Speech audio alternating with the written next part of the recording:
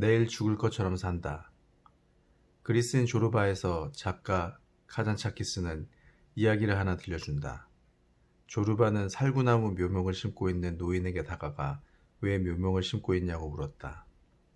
노인이 대답한다. 나는 결코 죽지 않을 것처럼 삽니다.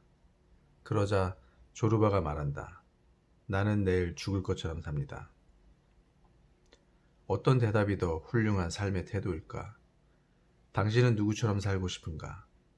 누구의 삶에 당신은 경도되는가?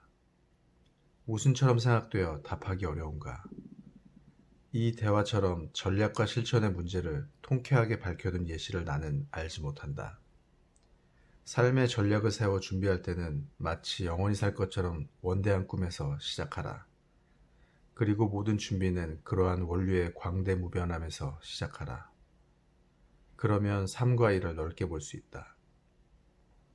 그러나 하나하나 실천할 때는 나에게 내일은 없다는 마음으로 일을 무찔러 나가야 한다. 그래야 날뛰는 일에 고비를 채워 내 성공에 봉사를 할 수 있게 만들 수 있다. 준비, 영원히 살 것처럼 계획하라. 씹을 수 있는 양보다 더 많이 베어 물어라. 그런 후에 씹어라. 이 세상에서 가장 째째한 것이 월급쟁이다. 고작 다른 사람이 시키는 일이나 하고 품삯을 벌어 사는 사람이기 때문이다. 월급쟁이는 기껏 해보았자 남의 집 종에 불과하다. 심한 말이라고 천만에 나는 종놈이라고 부르고 싶은 것을 참고 있을 뿐이다. 그러나 모든 직업인들이 다 그런 것은 아니다. 주인 같은, 아니 그 조직의 진짜 주인이 되어 일하는 사람들을 알고 있기 때문이다. 다른 사람이 내 운명을 쥐고 흔드는 것에 분개하라. 그리고 지금 당장 내 삶이 구출될 수 있는 원대한 건축 계획에 돌입하라. 계획의 가장 상위 개념은 비전이다. 내 삶과 직업에 대한 비전을 자신의 언어로 표현하라. 예를 들어 나는 내가 좋아하는 변화 경영 분야에서 세계 최고 전문가 중 하나가 되겠다는 비전을 세워두었다. 그리고 그것을 내 언어로 우리는 어제보다 아름다워지려는 사람을 돕습니다라고 정의해두었다. 두 번째 단계는 적어도 그 비전을 이루기 위한 10년 계획을 세우는 것이다. 내 인생을 빛내는 10개의 찬란한 풍광을 만들어내라.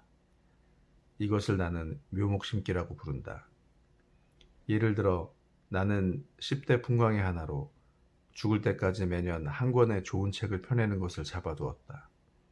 또 10년 동안 100명의 제자를 키우고 각자 적어도 한 권의 훌륭한 책을 써내게 도와주어 100명으로 이루어진 훌륭한 지적 그룹으로 자라 서로 돕도록 하려 한다.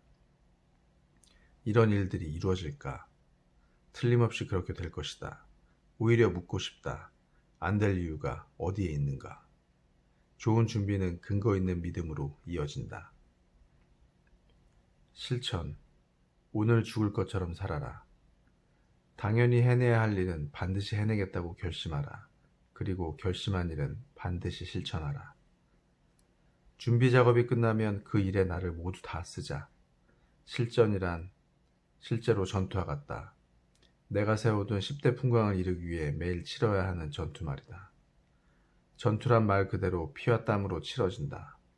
힘들고 벽에 부딪힐 때마다 이렇게 생각하자. 어려움과 대면할 때마다 용기 있는 사람은 자신을 더 강한 사람으로 만들기 위해 그 고난을 이용한다. 그러나 겁쟁이들은 어려움이 닥치면 그것을 포기의 이유로 생각한다. 실천 단계 1. 워밍업. 한 달이 시작되는 날, 그 달의 달력을 노려봐라. 그리고 4개의 날을 찍어라. 어느 날이든 마음에 드는 날을 골라라. 대략 일주일에 하루를 골라라. 그 다음 그날을 집중의 날이라고 불러라. 그 전날 전투에 나가듯 마음을 가다듬고 일찍 잠자리에 들어라. 그날이 오면 이른 아침 일어나 샤워하고 옷장에서 가장 멋진 옷을 골라 차려입어라. 그리고 잠시 책상에 앉아 그날 달성해야 할 업무 목표를 정하라. 그리고 최대한의 추진력으로 일을 처리하라. 마치 풀스피드로 자신의 기록을 갱신하듯 냅다 달려라. 냉혹하리만큼 집중적으로 시간을 써라. 잡담을 금지하고 그날은 오직 자신이 정한 그 목표에 매달려 8시간을 온통 전력을 다해 써라. 당신을 스스로 놀라게 하라. 스스로 놀란 다음에야 비로소 상사를 놀라게 할 수 있고 동료를 놀라게 할 수 있다. 실천 단계 2. 남과 경쟁하기. 추진력을 발휘할 때는 역할 모델을 정하라. 멀리서 찾을 필요가 없다. 회사 내에서 가장 강렬하게 미친 듯이라는 것으로 정평이 나는 사람 하나 찍어라. 그리고 집중의 날에는 그를 추월하라. 말하자면 달리기를 할 때 옆에 전력 질주하는 사람 하나를 두고 있어야 전의가 솟아나듯 그런 사람 하나를 옆에 두고 집중의 날에는 반드시 그를 추월해 승리를 만끽하라. 승리의 맛, 그것보다 중요한 자신감의 원천은 없다. 실천 단계 3. 상황에 도전하기. 상황과 환경이 실천을 가로막는 경우가 있다. 마치 호랑이 입안에 머리를 들이미는 것처럼 두렵고 답답할 때가 있다. 그럴 때는 목구멍 안으로 머리를 불쑥 더 쑥 밀어 쳐넣는 것이 훨씬 좋다. 호랑이가 숨이 막혀 움찔해 뒤로 물러나도록 말이다. 터키 이민자의 자녀인 25살의 DML 탑은 세계은행에서 일하고 싶었다. 그러나 나이도 어리고 겨우 학사 출신이라 기회가 주어질 것 같지 않았다. 그녀는 무보수로 일하겠다는 제안을 했다. 은행 관리자들이 말렸지만 그녀는 결심을 굽히지 않았다. 일단 그곳에 발을 들여놓을 수 있다면 경력을 쌓을 수 있을 거라고 생각했습니다.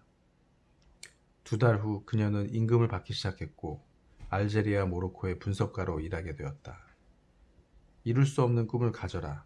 그리고 불리한 상황이 앞을 막으면 물러서는 대신 한 발만 더 나아가라. 호랑이의 목구멍 속으로 더 무찔러 들어가 그놈이 물러서게 하라. 실천 단계 4. 자신과 경쟁하기. 습관화하라.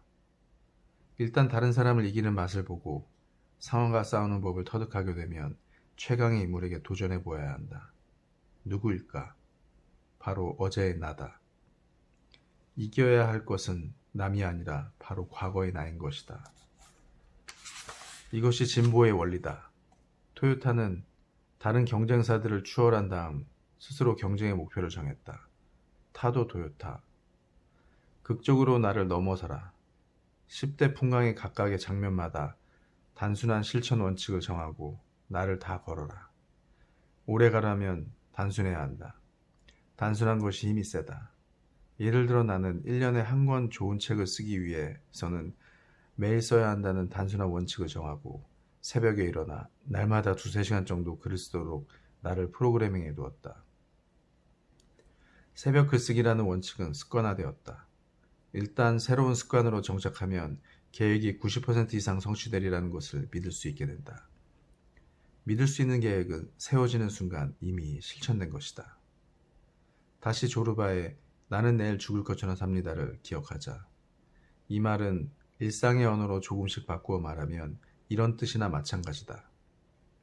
일할 때는 가족을 생각하고 가족과 함께 있을 때는 일을 생각하는 사람들은 아무것도 성취할 수 없다. 그들은 온전히 어느 순간도 즐기지 못한다. 단지 떠돌이일 뿐이다. 지금 여기에 모두 다 걸어라. 실천이 목표를 얻기 위한 수단이라 생각지 마라. 실천은 지금을 즐기는 것이다. 즐기지 못하면 목표만 남고 삶은 사라진다.